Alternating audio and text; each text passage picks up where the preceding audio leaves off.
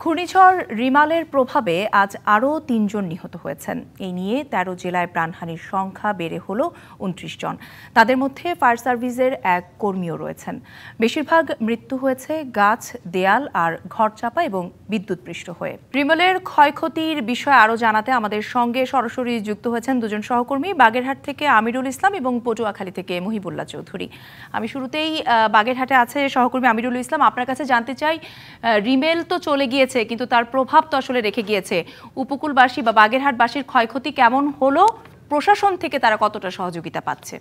এখনো কিন্তু উপকূলবাসীকে রেখে গেছে এবং উপকূলবাসী ক্ষয়ক্ষতি বলতে যে এখানটায় যেটা হয়েছে যে ঘর বাড়ি যেমন ক্ষতি হয়েছে, গাছপালা পড়েছে, বিদ্যুৎ বিচ্ছিন্ন অবস্থা রয়েছে, অনুরূপভাবে যে ঘেরের যে মাছ ছিল সে মাছ ভেসে গেছে, যার কারণে যে তার অনেকে গৃহহীন অবস্থায় অন্যের বাড়ি, আত্মীয়র বাড়ি বা যাদের অন্য জায়গায় অবস্থান নিচ্ছে। এবং শুধুমাত্র যে এই অঞ্চলে উপকূলবাসীকে যে ক্ষতিগ্রস্ত হচ্ছে, অনুরূপভাবে সুন্দরবনেরও ক্ষতি হয়েছে। আমি দুজন বন কর্মকর্তার সাথে কথা বলেছি, তার মধ্যে যে এই অঞ্চলে যে বন কর্মকর্তা, বন সংরক্ষক মিহির কুমার দো এবং বিভাগীয় যে বন কর্মকর্তা রয়েছেন ডক্টর মহসিন আবু সাইদ মোহাম্মদ মহসিন সাহেবের কথা হয়েছে এবং তারা যেটা জানিয়েছেন যে এখন পর্যন্ত সুন্দরবন থেকে যে 28টি মরা হরিণ উদ্ধার করা হয়েছে এই তাণ্ডবের কারণে এই হরিণগুলো মারা গেছে। অনুরূপভাবে এই তাণ্ডবে আশ্রয় নিতে উপকূলে ছুটে আসছিল 17টি হরিণ, যেগুলাকে তারা উদ্ধার করে উপকূল এলাকা থেকে এবং পরবর্তীতে সুন্দরবন অবমুক্ত করেছে। একটি বন্য যে শূকর রয়েছে সেটি কিন্তু মারা গেছে। এছাড়াও যে বন বিভাগে যে অবকাঠামো রয়েছে সেই অবকাঠামোর ক্ষয়ক্ষতি হয়েছে।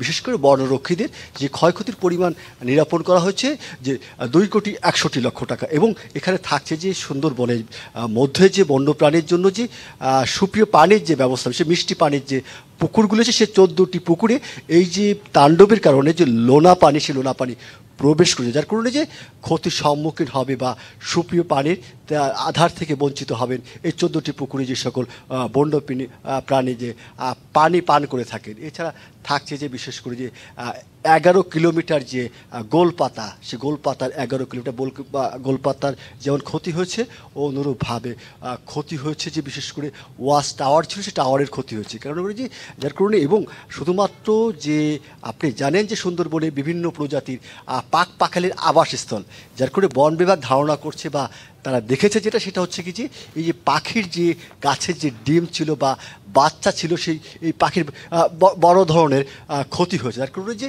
সুন্দরবনের যে ক্ষতি হয়েছে, অনুরূপভাবে ক্ষতি হয়েছে উপকূলবাসী তাকিয়ে আছে পুনর্বাসনের দিকে এবং প্রশাসনের পক্ষ থেকে সহযোগিতা এবং পুনর্বাসনের কথা বলছে যে সকল মানুষরা ঘরবাড়ি হারা অবস্থায় আছেন। এটাই ছিল সর্বশেষ অবস্থা। জি আমিরুল, ধন্যবাদ।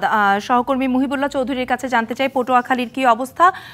পটুয়াখালীতে যারা আসলে এই ঘূর্ণিঝড়ের তাণ্ডবের শিকার হয়েছেন, মাথার উপর এখন বাড়িঘর, ছাদ কোনো কিছুই নেই, তাদের কাছে প্রশাসনের তরফ থেকে সহায়তা কতটা পৌঁছাচ্ছে? আপনাকে ধন্যবাদ। ঘূর্ণিঝড় রিমেল চলে গেল, যাওয়ার পরপরই কিন্তু স্পষ্ট হয়ে উঠছে তার যে ক্ষত স্থান।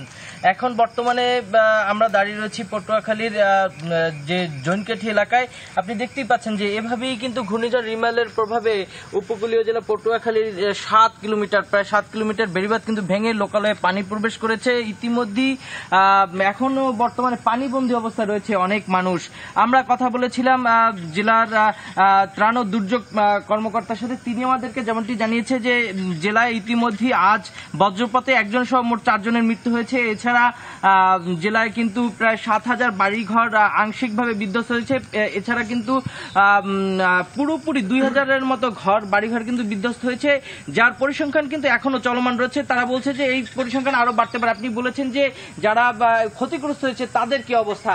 এখন পর্যন্ত কিন্তু জেলা প্রশাসনের পক্ষ থেকে তারা দাবি করছে যে তারা প্রতিটি মানুষের দোরগোড়ায় পৌঁছেছে, কিন্তু বাস্তবিক চিত্র হচ্ছে যে এখন পর্যন্ত অনেকের পাশেই কিন্তু জেলা প্রশাসনের পক্ষ থেকে বা স্থানীয় জনপ্রতিনিধিরা তারা কিন্তু স্থানীয়দের কাছে পৌঁছেনি বলে স্থানীয়রা আমাদের কাছে অভিযোগ করছে। আমাদের সাথে একজন স্থানীয় রয়েছে, আমরা একটু আপনার কাছে জানতে চাইবো, আপনি তো এলাকার বাসিন্দা, আপনার কি অবস্থা? স্থানীয় প্রশাসন আপনাদের কাছে এসেছিল কিনা বা এখন বর্তমানে কি অবস্থা আছেন একটু জানাবেন। আসলে সকালবেলা দেখা গেছে আমাদের এলাকার যে চেয়ারম্যান, তো তিনি এলাকা একটু ঘুরে পরিদর্শন করে গেছে আর বলছেন যে ওই ভিডিও করে রাখছে যে কার কি ক্ষয়ক্ষতি হচ্ছে এই পর্যন্ত। আসলে আমরা তেমন কোনো সাহায্য সহযোগিতা পাইনি।